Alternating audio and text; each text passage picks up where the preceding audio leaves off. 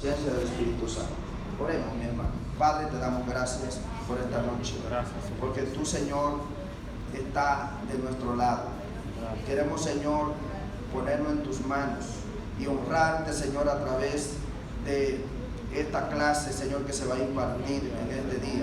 Hablando de tus hechos, hablando de tu palabra, hablando, Señor, de tu bondad, hablando, Señor, de tu misericordia, hablando de hombres, Señor, que se esforzaron para servirte, hablando, Dios mío, de hombres que tuvieron a tu cargo, que tú, Señor, su corazón estuvo conforme al tuyo, Dios mío. Ayúdanos, Señor, a tener un corazón dispuesto, un corazón entregado, un corazón, Señor, sensible a tu palabra, un corazón sensible a lo que a la que te agrada, para andar, Señor, en los pasos tuyos, Señor, incorporarnos, Señor, cada día más a una búsqueda total, Señor, y fiel, Señor, a ti. Gracias, Señor, en esta noche. Bendice a los hermanos que están aquí. Cuídale, protégele, Dios mío. Que nada ni nadie pueda hacerle daño, Señor. En el nombre de Jesucristo, Señor, que podamos vencer todo obstáculo de medio, Dios mío.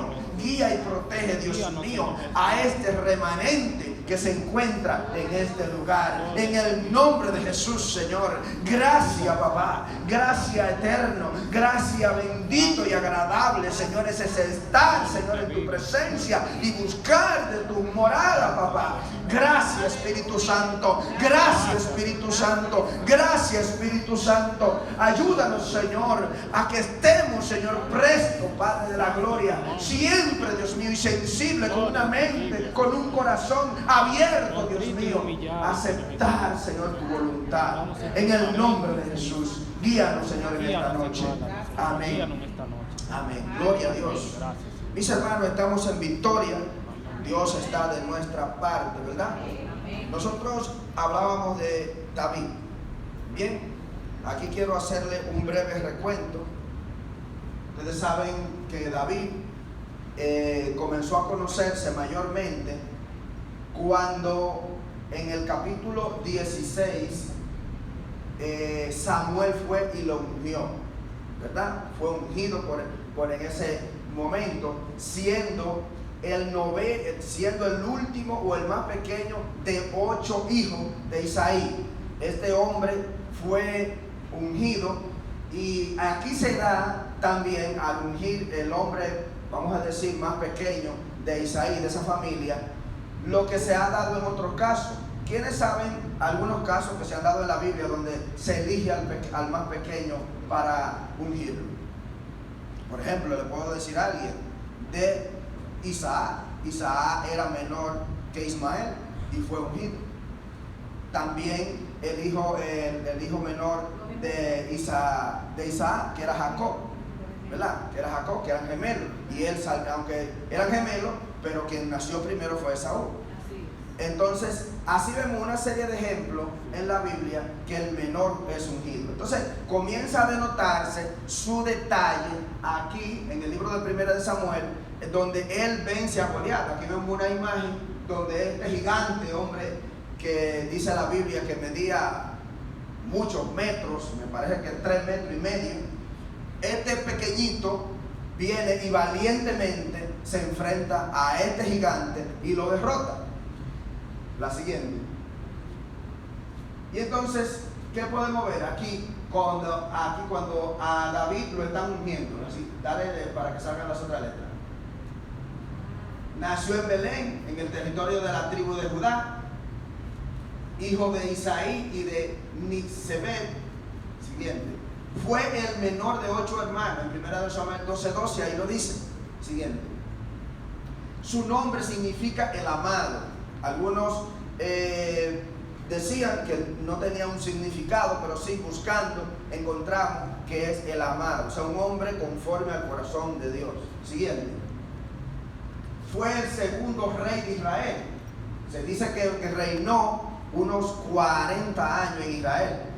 Desde muy joven demostró tener valor y ternura como pastor de ovejas. ¿Se acuerdan de las hazañas de David? Que decía que osos y otros animales, otras fieras, él podía darle con la quijada de un burro y destruirlo. Siguiente.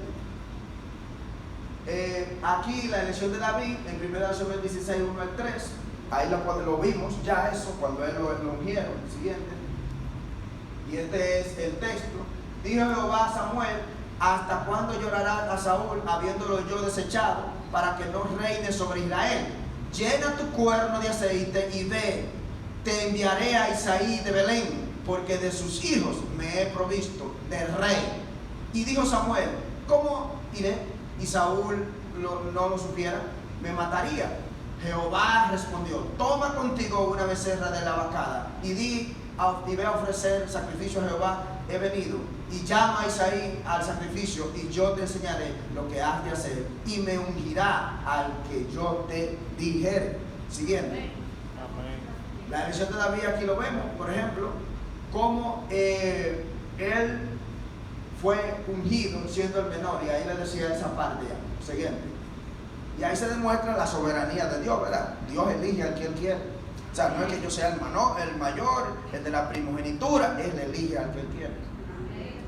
Entonces aquí vemos cuando David vence a Goliat, ya esa historia la hemos tocado. Siguiente. Entonces aquí comienza con esto, donde él conoce a Jonatán. ¿Se acuerda de Jonatán? Sí. Hijo de Saúl, mejor amigo de David. Y luego vamos a ver cómo él dice, también se le ofrecieron a Merab y a Mical como hijas de Saúl. Siguiente. En múltiples ocasiones ustedes vieron, que lo vimos en la otra clase, que Saúl intentó matar a David. ¿Por qué Saúl intentó matar a David? ¿Por qué? Por celos, ¿verdad? Tenía celo. ¿Celo de qué? De algo como, a veces yo veo eso y lo veo como un absurdo, donde Saúl se sentía celoso de David porque decían que David mataba a sus 10,000 y Saúl a sus 1,000. Entonces, como Saúl mataba a sus 1,000, dice: wow, y yo no mato a mis 10,000 igual que a David. Por eso, porque no dice más nada que fue por otra cosa. Entonces, dígame Marga, ¿usted tiene algo ahí? Usted sabe que cuando se promulgaba ese edicto como en forma de algo jocoso, pero recordemos que en la antigüedad el saber que Dios usaba a un hombre, sea de la manera que fuera, que David mató a 10,000, sabía que algo sobre este hombre sobrenatural había. Amén. Entonces sobre él había una sospecha de que algo este hombre tenía diferente a lo que él poseía. Amén. Así es. Entonces hay que tomar eso en cuenta también. Sí. Pero ¿qué pasa? Algo interesante es que David, a pesar de lo mucho que Saúl quería matarlo, dijo: nunca haré daño al ungido de Jehová. Él consideraba a Saúl como el ungido y nunca intentó hacerle daños. Para evitar ese enfrentamiento, lo que hacía era que huía. En múltiples ocasiones huía, incluso se encontraron en una cueva y allí él, para demostrarle que no le iba a hacer daño, cortó el parto del manto de Saúl y de lejos, ¿verdad? Porque no era tonto, de lejos se lo presentó. Y así vemos también que él huyó varias veces a los filisteos. Vemos hasta el 29, capítulo 29, donde él iba con Aquis, el rey de los filisteos, a la batalla contra los israelitas. Y los generales se sintieron amenazados por el rey, por David. Y si este no es, ¿qué busca este en el medio? ¿Por qué anda aquí?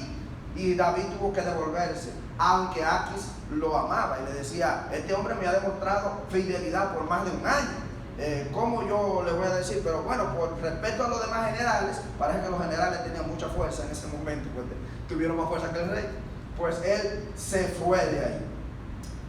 Sabe que nosotros destacábamos los puntos positivos y los puntos negativos de David, ¿verdad? Entonces, uno de los puntos negativos que mencionaba el hermano Pedro era que él fue hacia los filisteos. Y yo opinaba de que aunque él fuera a los filisteos, él se iba donde los filisteos, era huyendo. Era como un exiliado donde los filisteos. Ahora, todas las mentiras que le dijo al rey Aquis sí se puede tomar con un punto débil, porque simplemente tenía que decirle la verdad. Aunque pensamos que si le decía la verdad, otro cuento hubiera sido en ese momento para David. Y hubiera dicho, pero este es un desertor. Y los desertores también lo aniquilaban. Bien, yo quiero que entonces entremos, después de ese recuento de Primera de Samuel, al segundo libro de Samuel, que comienza entonces aquí, donde David oye de la muerte de Saúl. Entonces, vamos a ver qué pasó aquí con la muerte de Saúl. Yo quiero que alguien me busque a Primera de Samuel 1, 14 al 16, que lo tenga primero. Segunda de Samuel, primer capítulo, del 14 al 16. Sí, mi hermano. Dice así: y le dijo David, ¿cómo no tuviste temor de extender tu mano para matar a un enemigo de Jehová? Entonces llamó David a uno de sus hombres y le dijo, ve y mátalo. Y él lo hirió y murió. Y David le dijo, tu sangre sea sobre tu cabeza, pues tu misma boca atestiguó contra ti diciendo, yo maté al ungido de Jehová. Amén. Así. Miren aquí, por ejemplo, lo que David dicta contra este hombre. Si ustedes han leído la parte donde Saúl fue muerto, ellos estaban en una batalla contra los filisteos. Entonces Saúl perdió y salió corriendo, y él, con las marañas que habían en el camino, con eso mismo del bosque, él cayó y estaba derrotado prácticamente. Y entonces, como se sentía herido, él le dice a su escudero, que eso está en el capítulo 31, él le dice a su escudero que lo matara, y el escudero lo que hizo fue que huyó y no lo mató. Y entonces este hombre, que era uno de los amalecitas, viene y ve a Saúl en ese entonces, dice él, mátame. Y él dijo, bueno, este hombre como quiera va a morir, y lo mató. Pero cuando él fue donde David a contarle lo que había pasado y a entregarle la corona, porque él le quitó la corona y le quitó la vestidura de rey, entonces David, sabiendo que contra Saúl no se podía cometer ningún daño, era prácticamente déjalo morir ahí y ya. Pero porque ni siquiera el escudero, que en ese momento cuando lo veía sufrir, lo podía matar, no lo hizo, sino que vino un extraño de otra tierra y lo mató. Y fue y se lo dijo a David, ahí en el capítulo 1. Y por eso aquí leemos este capítulo, que David tomó represalia contra ese señor, con esta persona que mató a Saúl. Y tomó esa represalia en el razonamiento de que David, aunque fue ungido como rey, pero no había sido proclamado rey. El rey seguía siendo Saúl. Bien, entonces, ¿cómo catalogamos ese momento histórico de David? ¿Positivo o negativo? ¿Con que vengara la muerte de Saúl? Negativo. ¿Quién dice otro? ¿Quién dice otra opinión? La muerte del que mató a Saúl es un punto, ¿positivo o negativo? O sea, la vengar el pueblo. Positivo. ¿Quién más dice que es positivo?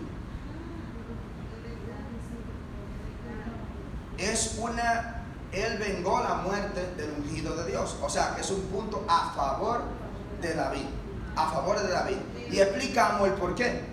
Porque el ungido de Dios no se le podía hacer daño. Bien.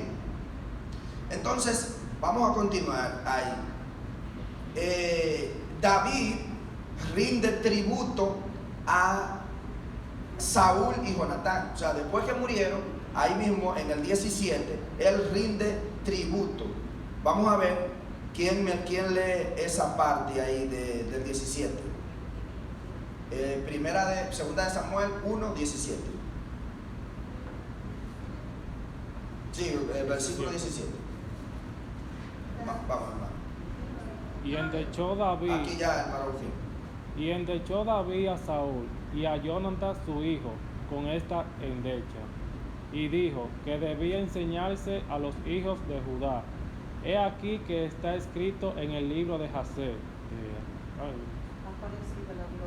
He aparecido la gloria de Israel sobre tus alturas, como han caído los valientes. No los anunciéis en Gad, ni deis las nuevas en la plaza de Ascalón, porque no se alegran las hijas de los filisteos, para que no salten de gozo las hijas de los incircuncisos. Incircunciso. Montes de Gilboa. Ni rocío ni lluvia caiga sobre vosotros, ni seis tierra de ofrendas, porque allí fue deshecho el escudo de los valientes. El escudo de Saúl, como si no hubiera sido ungido con aceite, sin sangre de los muertos, sin grosura de los valientes. El arco de Jonatán no volvía atrás, ni la espada de Saúl volvió vacía. Saúl y Jonatán, amados y queridos, inseparables en su vida, tampoco en su muerte fueron separados. Más ligeros eran que águilas, más fuertes que leones. Hijas de Israel, llora por Saúl, quien os vestía de escarlata con deleites, quien adornaba vuestras ropas con ornamentos de oro. Como han caído los valientes en medio de la batalla, Jonatán muerto en tus alturas, angustia tengo por ti, hermano mío, Jonatán, que me fuiste muy dulce, más maravilloso me fue tu amor que el amor de las mujeres. Como han caído los valientes, han perecido las almas de guerra. Amén. Unas palabras hermosas. Wow. Es como un discurso que David está dando acerca de Saúl y de Jonatán. Incluso es un cántico donde David está dando tributo a estas vidas, a pesar de lo que Saúl hizo con David y del odio que le tenía. Él no dejó de honrar al ungido de Dios y hizo los honores como debe de hacérsele a un rey, ¿verdad? Y a su amigo Jonatán. Dice que el amor que él tenía con Jonatán era mejor que el amor de una mujer. De las mujeres. Óigame, es algo de corazón fuerte, ¿verdad? Cuando usted tiene un amigo. Y eso denota la amistad, la delicadeza, que cuando usted tiene un amigo, cuando usted tiene un hermano, usted lo honra, usted lo quiere. Nunca, óigame, si ustedes pudieron notar, en el capítulo, me parece que el 18 por ahí, 19, Jonatán y David tienen una conversación de amistad, una conversación donde estaban conversando acerca del odio que le tenía su padre Saúl, y Jonatán no lo creía y tuvo que llevarlo hasta la misma presencia para que Jonatán supiera el odio que le tenía el padre de Jonatán a David, y allí él se dio cuenta. Y ahí se prometieron amistad, se prometieron que no se iban a deshonrar uno con otro, y hasta la muerte vemos que David honra la memoria de Jonatán. Entonces, ¿cómo ustedes ven ese paso ahí? ¿Positivo o negativo de David? Positivo. Un acto positivo, ¿verdad? Un acto de honor, Claro. Un acto de una persona honorable.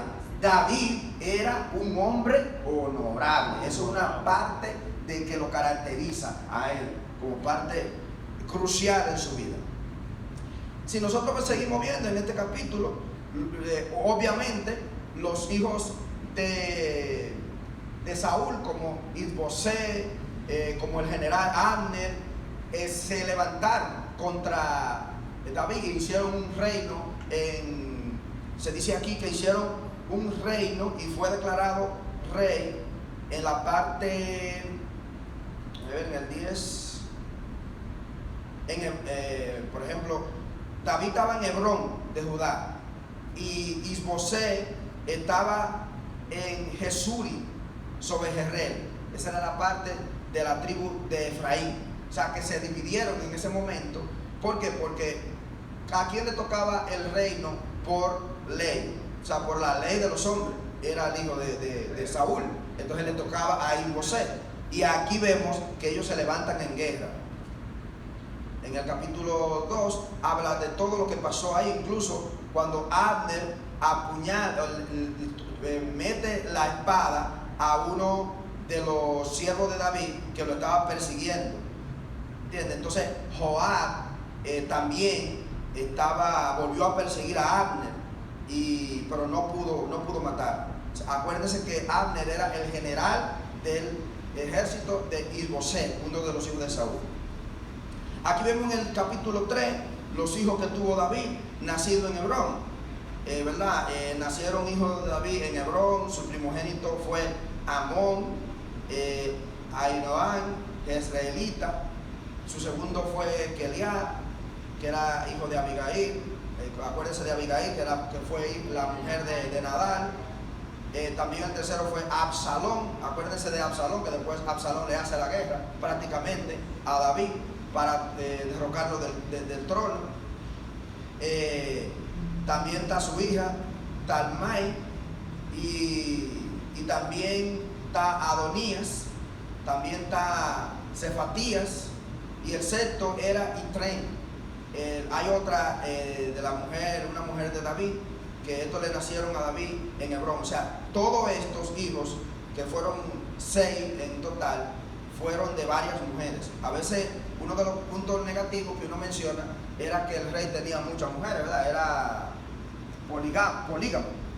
Pero quiero aclarar quizá, y diga, bueno, ¿y por qué David era conforme al corazón de Dios? ¿Es que Dios apoyaba la poligamia? No. En ese tiempo, señores, los reyes podían tener tantas esposas como ellos quisieran y tantas concubinas como ellos quisieran.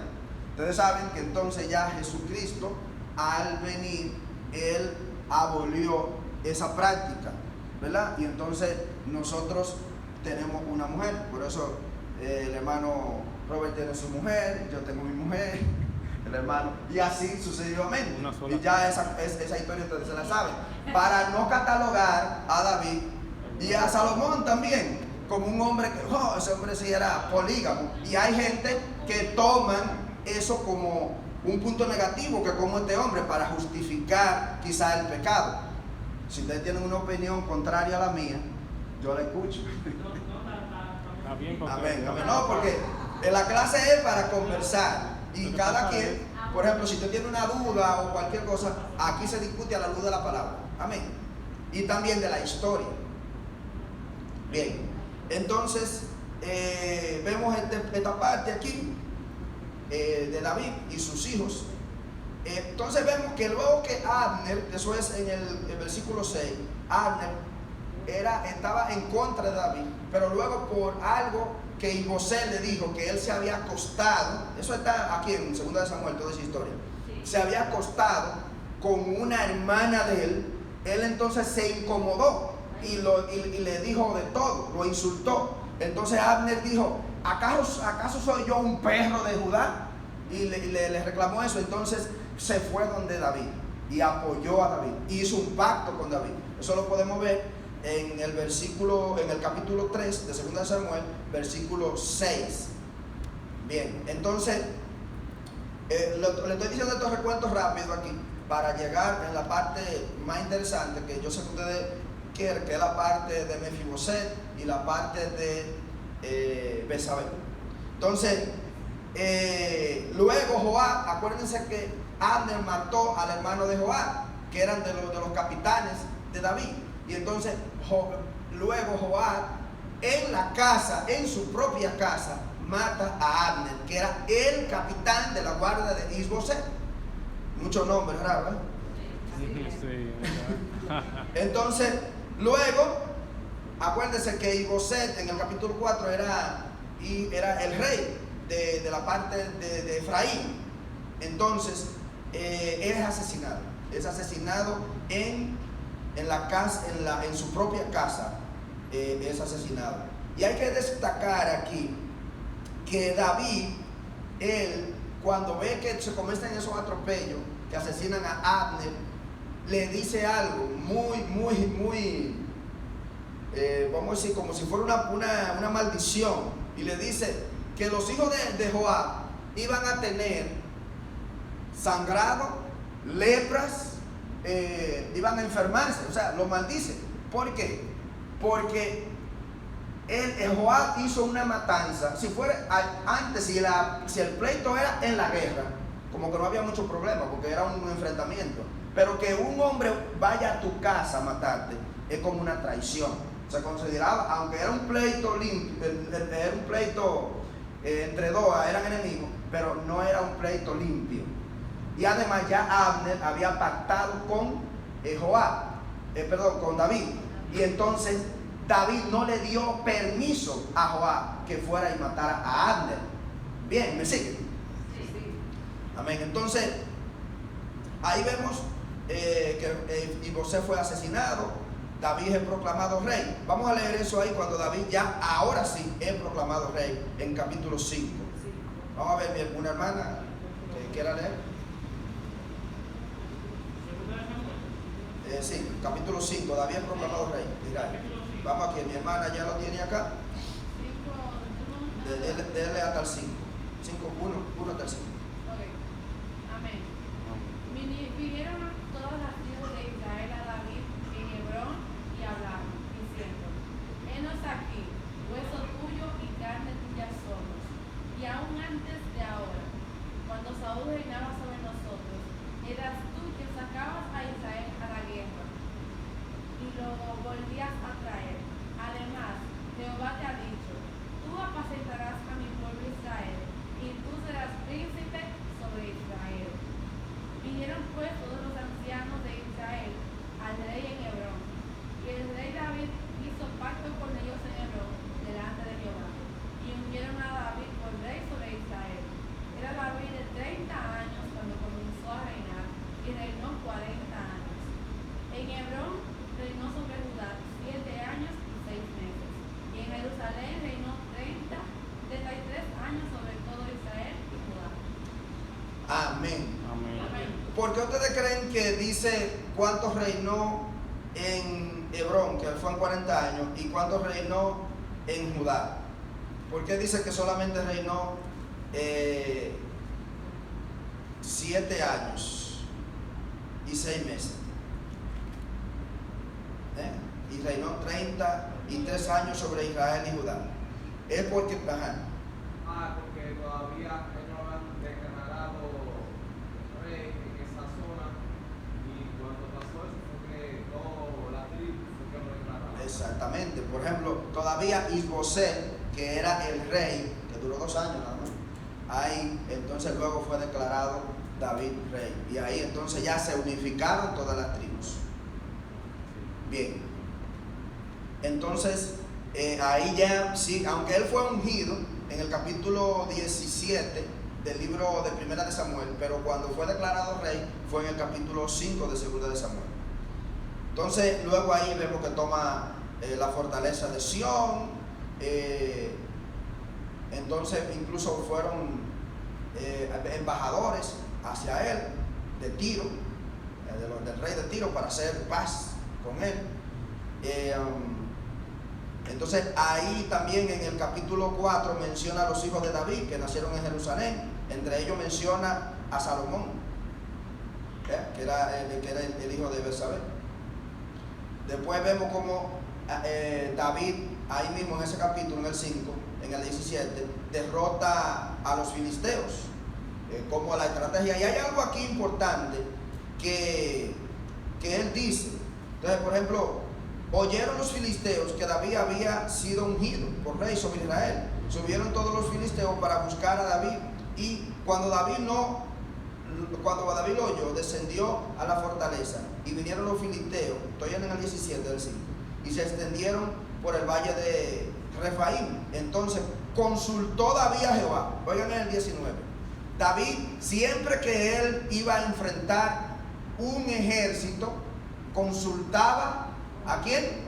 A Jehová. A Jehová. Es muy importante, mi hermano, que nosotros, cuando nosotros vamos a salir al mundo, mientras estamos en nuestra casa, y tú oras en tu casa, y si son todos cristianos, mucho mejor. Pero cuando tú sales a ese mundo a trabajar, a caminar, y tú te vas a enfrentar, tú tienes que consultar a tu Dios. Por eso es que la oración es importante. Cuando tú oras, tú consultas a tu Dios, tú hablas con tu Dios, tú tienes una relación con Dios. Por eso era que David era conforme al corazón de Jehová. ¿Por qué? Porque David consultaba a Dios, y David buscaba el favor de Dios, y David no hacía nada si no era con la voluntad de Dios. Amén. Entonces aquí vemos que dice: entonces consultó David a Jehová diciendo: iré contra los filisteos, los entregará. Algo contrario a Esaú, al rey Saúl. Que el rey Saúl, ¿qué hacía? Contrario. Consultó una vez una divina, ¿verdad? ¿Se acuerdan? Consultó una divina y se le presentó. Ustedes leyeron ese capítulo, que se le presentó una divina, y él dijo que quería ver a Samuel. Y entonces llega a Samuel y se le presenta, y parece que la divina tenía mucho poder del enemigo, y trajo el espíritu de Samuel.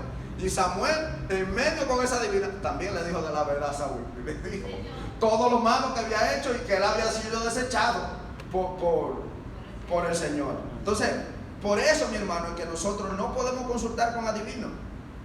Los otros días estaba hablando con un tío, y yo le estaba hablando de la palabra de Dios. Él sabe que yo soy cristiano, y estaba orando por él. Y él me dice que su hija estaba muy, muy mala, y que ellos fueron, óigame, a Yamasá. Allá hay muchos brujos en Yamasá. A consultar un brujo. Y entonces me llama la atención que un hombre que no hace nada, él llamaba mucho a Satanás, y Satanás se le presentó como un gato negro así grandísimo. Entonces, ¿qué pasa? Que entonces siga consultando a adivinos, gente que no tiene ninguna relación con Dios, hermano Carlos.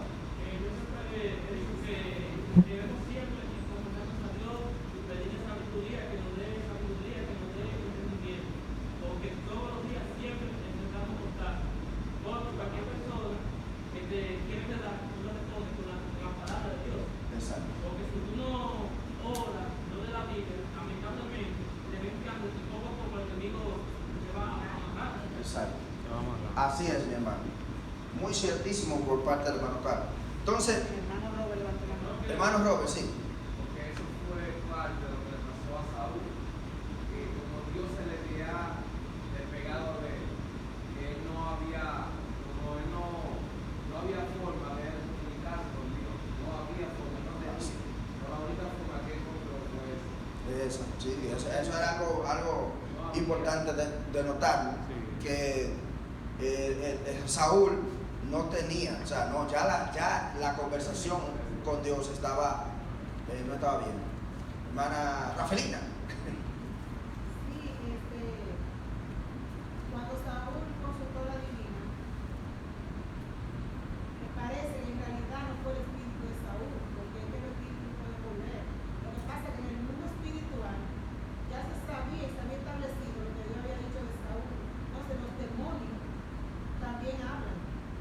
Pero creo que no podemos decir que fue el espíritu de Saúl, de Samuel. De Samuel. Antes, cuando estábamos en el mundo, sí creíamos que el espíritu de los seres queridos de uno venían y eso. Pero luego que ya uno conoció la verdad, uno sabe que en el mundo espiritual los demonios saben lo que hay, y ellos también saben lo que Dios establece. Y ya Dios había establecido que ya no quería más a Saúl. Que ya le había fallado a Dios.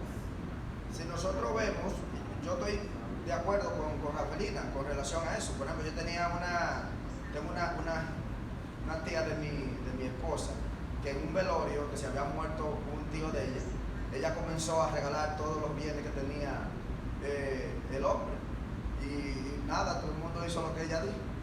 O sea, hizo lo que dijo la divina, lo que estaba ese demonio. Pero en no sé, por ejemplo, la opinión que tengan los demás, pero por ejemplo, aquí en el 9 del capítulo 28, podemos ver, si lo buscan ahí, dice, y la mujer, déjame ver si hay. ¿En qué capítulo es? Sí, el capítulo 28, el verso es, el verso es el 12, 28, 12. El 28, 12. Primera Samuel 28, 12. 28, 12. Y viendo la mujer a Samuel, Primera de Samuel 28, 12. Y viendo la mujer a Samuel, clamó en alta voz y habló aquella mujer a Saúl diciendo: ¿por qué me has engañado? Pues tú eres Saúl. Y el rey le dijo: no temas, ¿qué has visto? Y la mujer respondió a Saúl: he visto dioses que suben de la tierra. Y le dijo: ¿cuál es su forma? Ella respondió: un hombre anciano viene, cubierto de un manto. Saúl entonces entendió que era Samuel, y humillando el rostro a tierra hizo gran reverencia. Y Samuel dijo a Saúl, no sé por qué la Biblia dice y Samuel dijo a Saúl, o sea que era Samuel. Samuel dijo a Saúl: ¿por qué me has inquietado haciéndome venir? Y Saúl respondió: estoy muy angustiado, pues los filisteos pelean contra mí, y Dios se ha apartado de mí, y no me responde más, ni por medio de profetas, ni por sueño. Por esto te he llamado para que me declares lo que tengo que hacer. Entonces Samuel dijo, o sea, debería decir, y el espíritu inmundo dijo. No sé si los pastores que están aquí me pueden dar luz también. ¿Y para qué me pregunta a mí si Jehová se ha apartado de ti y es tu enemigo? Le dice Samuel. O sea, Jehová se ha apartado de ti. O sea, que claramente ahí menciona varias veces que es el espíritu de Samuel. Parece que, pastor, en los seminarios comúnmente hay siempre discusiones. basadas Sí, el punto de discusión. si era Samuel, si no era Samuel. Yo recuerdo que en una ocasión a un maestro yo le escribí 5 razones por las que era Samuel. El micrófono. Ok, le decía que en los seminarios siempre hay discusiones referentes a ese tema. A un tema que es no solamente en los seminarios, en los centros de estudios bíblicos, siempre hay discusiones referentes a si fue Samuel o no fue Samuel. Claro, ustedes que están en lo correcto cuando hablan del tema de los espíritus, de que los espíritus de los muertos no hablan, de que los pitonios no tienen poder y todo ese tipo de cosas, fue correcto y hay que seguirlo manteniendo como lo dice la palabra del Señor. Ahora, yo le decía que yo le escribí a ese maestro que puso que todos los estudiantes expusieran sus propios argumentos referente a lo que yo defendía de esa porción bíblica. Y yo le puse 5 razones por las que creía que era Samuel. Una de ellas es que Dios es el soberano. Hay cosas que son misteriosas. Dios es el soberano. El texto bíblico es como medio confuso porque usted no puede decir si era Samuel verdad o era un espíritu, porque el texto o lo llama Samuel o lo llama espíritu. Pero al final como que dice que era Samuel y al final bueno, terminamos como confundidos. Pero yo recuerdo que le expuse 5 razones por las que creía que era Samuel. Y dentro de esas razones está la misma profecía que da respecto a cómo iba a morir el mismo Saúl. Una profecía que estaba solamente en la mente de Dios, no la conocía el diablo. Estaba solamente en la mente de Dios. Y si estaba solamente en la mente de Dios, no sé cómo usó, si fuera Satanás, cómo Satanás logró captar esa información. Pero es un misterio todavía esa discusión, es un misterio. Pero a mi entender, aunque los grupos no tienen poder para hacer venir a espíritus, no tienen poder. Ahí hay un acto de la soberanía de Dios como muchos. Como la burra de Balaam que habla. Los burros no hablan. Y los burros no hablan, pero Dios es soberano. Entonces Dios es Dios. Lo que hay que creerle, someternos a Él y seguir su voluntad. Y yo soy de lo que pienso también, que vamos a decir que no fuera Samuel, que no fuera Samuel, por ejemplo, esa parte, ese grupo, pero le dijo lo que iba a suceder. Le dijo lo que iba a suceder. Ya sea que fuera el espíritu de Samuel o no, le dijo lo que iba a suceder. Bien, pues entonces, mis hermanos, continuamos con el capítulo, con segunda de Samuel, ¿verdad? Donde estamos, el segundo libro de Samuel. Aquí hablábamos que Joab mata a Abner, pero David dice en el 28, cuando David supo después de esto, dijo, inocente soy yo en mi reino. Eso está en el 3:5, ya para parafrasear ahí para leerle lo que dijo David. Cuando David supo después de esto, dijo, inocente soy yo y mi reino delante de Jehová, para siempre delante de la sangre de Abner, hijo de Ner.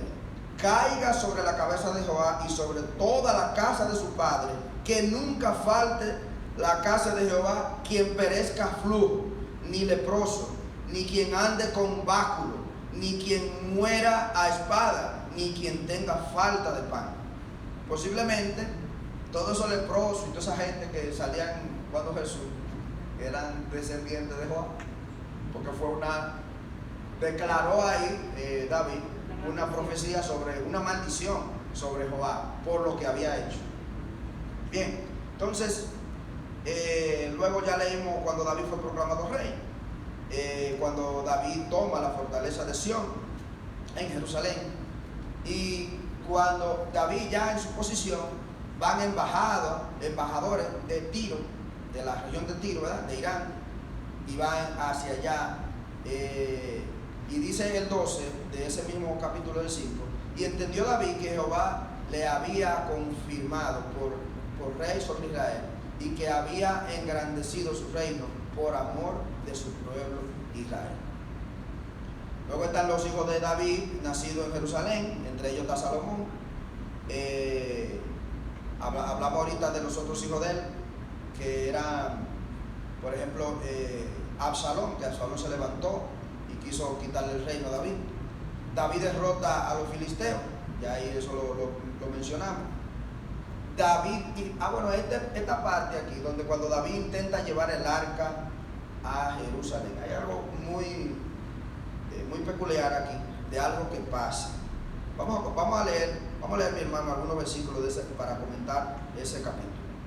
El capítulo 6 de David, si alguien puede que no haya leído. Estamos en segunda de Samuel, el capítulo 6. Sí, léalo ahí.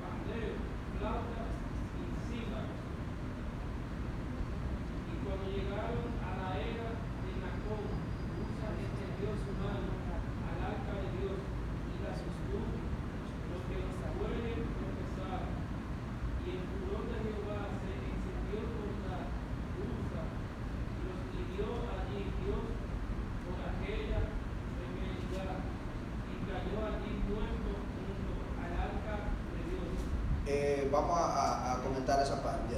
¿Qué ustedes creen que pasó ahí? ¿Por qué murió este hombre? Así, ¿debía morir? ¿Está justo eso? Que muriera, que Dios lo matara y que Dios se enfureciera. Hermano, Yo creo que él no tenía miedo de Jehová. Al pasar eso, como él creía que se iba a caer, usted sabía lo que iba a ir. De otra forma, no había que él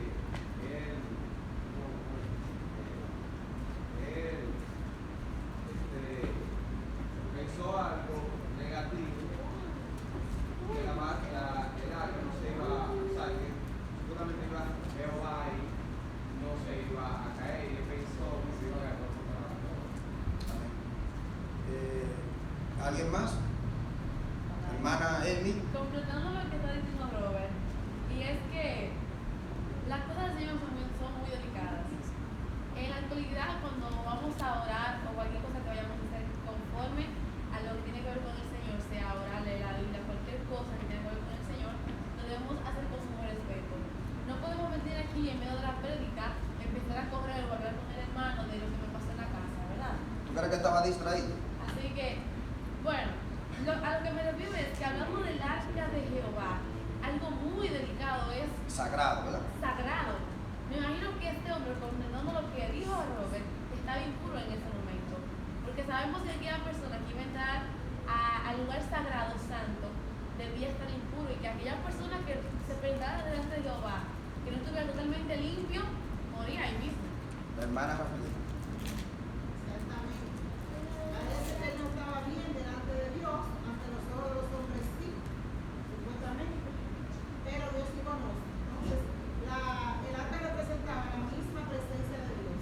Y al él tocarla, estando así como dice impuro, usted sabe bien que antes no se relajaba, que si eso volviera a traer. Bueno. ¿Qué más? ¿Qué más? Hermano.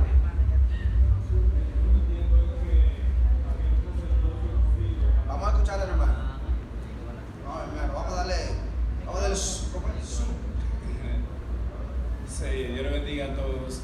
Digo, yo pensando que en ese tiempo había un sacerdocio escogido para trasladar el arca, que era seleccionado por Dios. Hasta la vestimenta de esos sacerdotes era seleccionado por Dios y los colores también. Y solamente ese sacerdocio de los levitas, de la tribu de Leví, era lo que estaban autorizados para tocar el arca de Jehová. Para abundar un chin más, cuando estaban en los campamentos, no recuerdo el nombre, en el santuario,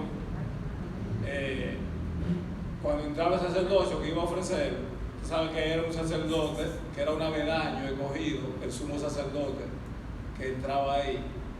Y bueno, se dice que lo amarraba ese sumo sacerdote, porque si él no iba consagrado, le fallaba algo y duraba el tiempo reglamentario, había que jalarlo por la soguita, porque nadie podía entrar ahí, que no sea autorizado por Dios.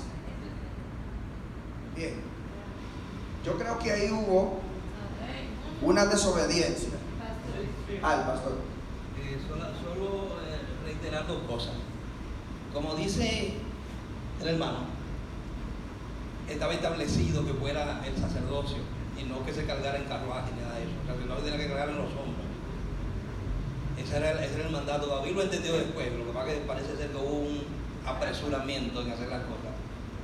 El arca no se podía cargar de esa forma, ni la podía cargar todo el mundo. Tenía que ser el sacerdocio y tenía que cargarla en los hombros con una vara. Ese era el mandato. Lo segundo es que en la Biblia Dios, lo vemos todo en todo el Antiguo Testamento, a Dios no come eso de la intención. La intención de Usa era buena, pero Dios no come eso de la intención, sino de la obediencia a su palabra. Amén. Hubo una desobediencia. ¿Me entiendes? Entonces, ante una desobediencia, una consecuencia. Y es así, como dice la pastora ahí, ese enunciado, esa tesis. Hermano Carlos, breve. Yo entiendo también esta parte que él está en su relación a Dios porque él estaba consagrado a Dios y por eso fue que posiblemente estuviera consagrado. Lo que pasa es que él no estaba ordenado para eso, no era la orden de él. Entonces, como por a veces, por ejemplo, yo soy, qué sé yo, tengo una función de ser asesor del presidente, pero yo me tomo las atribuciones del presidente, no estoy actuando mal, no estoy actuando bien, estoy en desobediencia. Entonces, siempre es bueno el orden que se establece debe ser vertical. ¿Me entiendes? No es horizontal, es vertical. Bien, entonces, aclarando ese punto ahí, continuamos. Para adelantar un poco, ustedes saben que el arca continuó. Sabemos que David se entristeció por esto, Sí, y entonces dejaron el arca en la casa de Obed-Edom. Y luego esa casa de Obed-Edom, como estaba allá, fue bendecida. Para que tener un arca en su casa es de bendición. Y David se enteró que esa casa fue bendecida y la mandó a buscar. Pero ahora la mandó a buscar en buenos términos, hermano. Pero el arca duró 20 años en la casa de él y nunca funcionó nada. Entonces, ¿En la casa de quién, varón? en la casa de Abinadab duró 20 años y nunca pasó nada. Lo que pasa era que ellos tenían el arca en su casa, pero no sabían el valor de lo que tenían. Es posible. El gobernador tuvo mucha bendición porque ellos valoraron lo que tenían en su casa. Amén. Exactamente. Ellos valoraron lo que tenía en su casa. Entonces, tú dices donde estaba primero. Donde estaba primero, exacto. Ahí donde estaba primero. Pero luego que llegó a Obed-Edom, entonces fue bendecida porque ellos entendían lo que el arca producía. Además, donde estaba, acuérdense que el arca estaba en territorio enemigo. Entonces, en territorio enemigo el arca no hace nada. En territorio israelita, en el territorio donde Dios, el arca lo estableció para bendecir su pueblo, entonces ahí sí. Bien. Hermano. No, iba a decir que antes de eso, de lo que pasara en ese desfase, cuando se robaron el arca, los filisteos, era como algo que iba a pasar de Dios, porque cuando llegaba uno, ya acababa con todo el mundo. La ponían en otro lado y acababa con todo. Exactamente. Tuvieron que sacarla, no soportaron. Porque, por ejemplo, quizás ahí afuera quieran añorar el poder que uno de sus siervos tiene. Por ejemplo, Pablo, él fue a una ciudad, no me acuerdo ahora mismo el nombre, que ellos añoraban el poder de Pablo, pero porque lo creían pequeños dioses, pero no se pudo. ¿Por qué? Porque el poder no es por tu fuerza, es porque Jehová está de tu lado, cuando tú sabes buscar. Mira, varón, breve.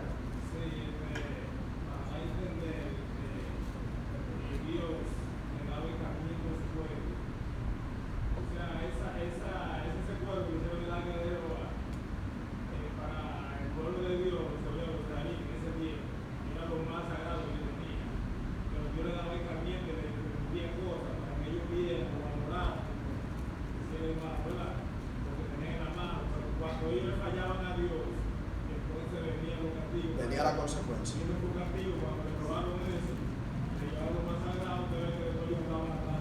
Amén. Andaban atrás de ella.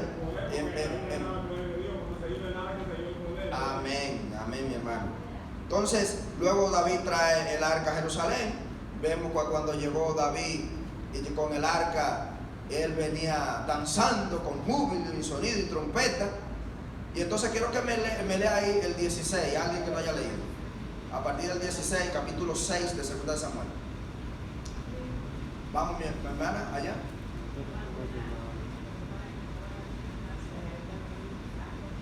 Vamos a ponerle volumen al hermano. Siga. Cuando el arca de Jehová llegó a la ciudad de David, aconteció que Mical, hijo de Saúl, miró desde la ventana. Hija de Saúl, miró desde la ventana y vio al rey David que saltaba y danzaba delante de Jehová, y le menospreció en su corazón. Metieron pues el arca de Jehová y la pusieron en su lugar en medio de una tienda que David le había levantado. Y sacrificó David holocaustos y ofrendas de paz delante de Jehová. Y cuando David había acabado de ofrecer los holocaustos y las ofrendas de paz, bendijo al pueblo en el nombre de Jehová de los ejércitos. Y repartió a todo el pueblo y a toda la multitud de Israel, así a hombres como a mujeres, a cada uno un pan y un pedazo de carne y una torta de pasas. Y se fue todo el pueblo, cada uno a su casa. Volvió luego David para bendecir su casa, y saliendo Mical a recibir a David, dijo: cuán honrado ha quedado hoy el rey de Israel, descubriéndose hoy delante de las criadas de sus siervos, como se descubre sin decoro cualquiera. Entonces David respondió a Mical: fue delante de Jehová quien me eligió en preferencia a tu padre y a toda tu casa, para constituirme un príncipe sobre el pueblo de Jehová, sobre Israel. Amén. Bien, mi hermano, ¿qué ustedes piensan de este evento de Mical y David? ¿Qué opinión le merece?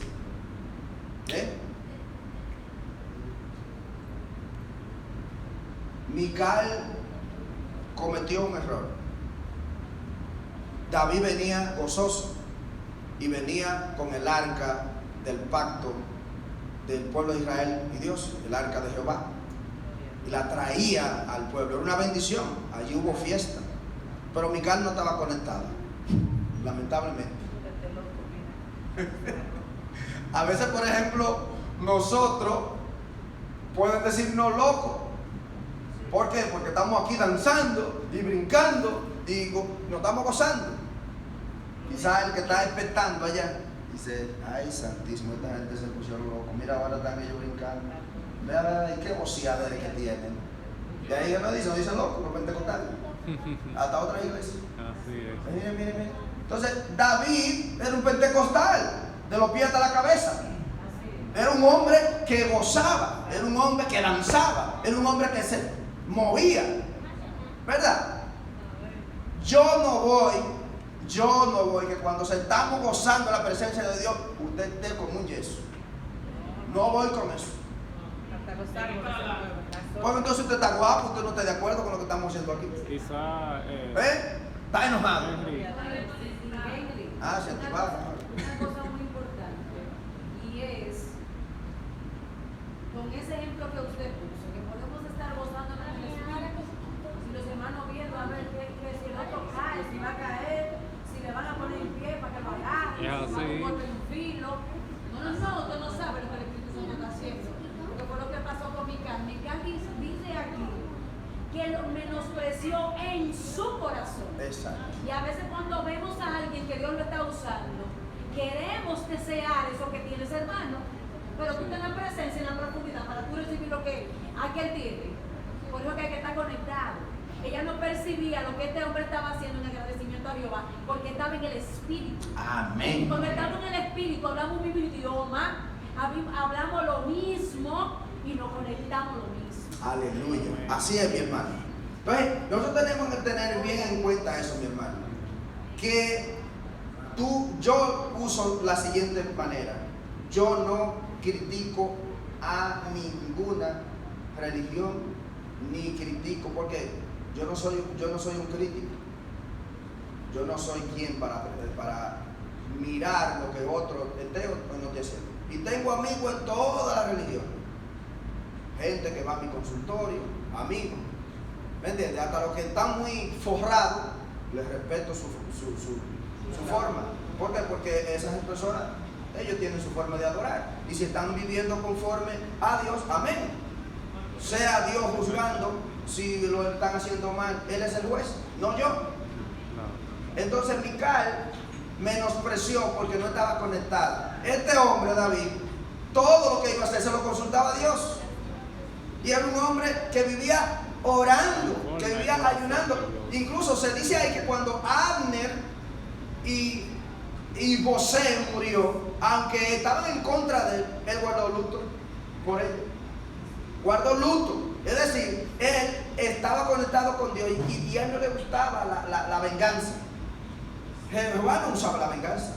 ¿Qué hizo David en toda su trayectoria? Lo que Jehová le decía que hiciera. Cuando iba a matar a los filisteos, le consultó a Jehová. Cuando iba a pelear con los amalecitas, consultó a Jehová. Cada vez que iba a luchar con un pueblo, consultaba a Jehová. Es decir, que nosotros, antes de tener cualquier opinión, como lo tuvo Mical, hay que consultar a Dios. Y imagínense que usted llega, es como cuando usted llega gozoso y usted encuentra una gente en tu casa con un pleito. Eso fue lo que le pasó a David. David llega gozoso y se encuentra con una mujer encarada. Con una mujer encarada. Y entonces, el que busca, el que tiene, ¿verdad? Si tú buscas cómo humillarme, va a tener respuesta. Porque ¿qué le dijo David a Mical? Que él lo hizo en la presencia de Jehová. ¿Me entiendes? Que no fue cualquier loco. Y que él fue elegido en vez de toda su dinastía, de toda su familia. Mi hermano Carlos.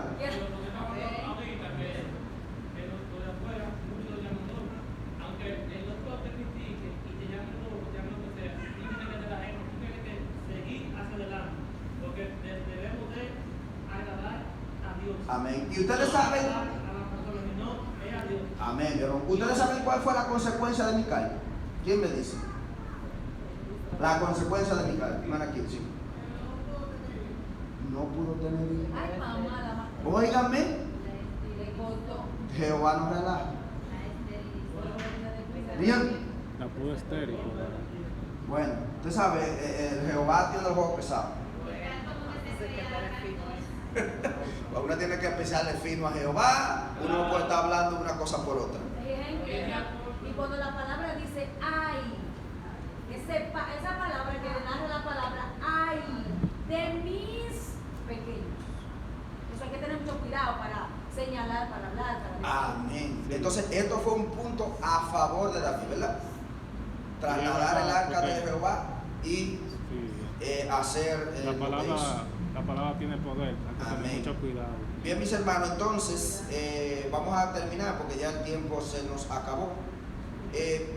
Luego nosotros vamos a seguir en el capítulo 7, segunda de Samuel, capítulo 7, de ahí en adelante, para ver ese versículo hermoso del pacto de Dios con David. Bien, pues nada, mis hermanos, si tienen alguna pregunta, algún comentario de lo que hemos hablado, ha sido, ¿cómo le fue? ¿Cómo catalogaron la clase? Muy bien, muy bien. Amén. Gloria a Dios. Pues vamos a traer el utensilio de las ofrendas, que hace nuestra hermana Margaret, nos canta un coro.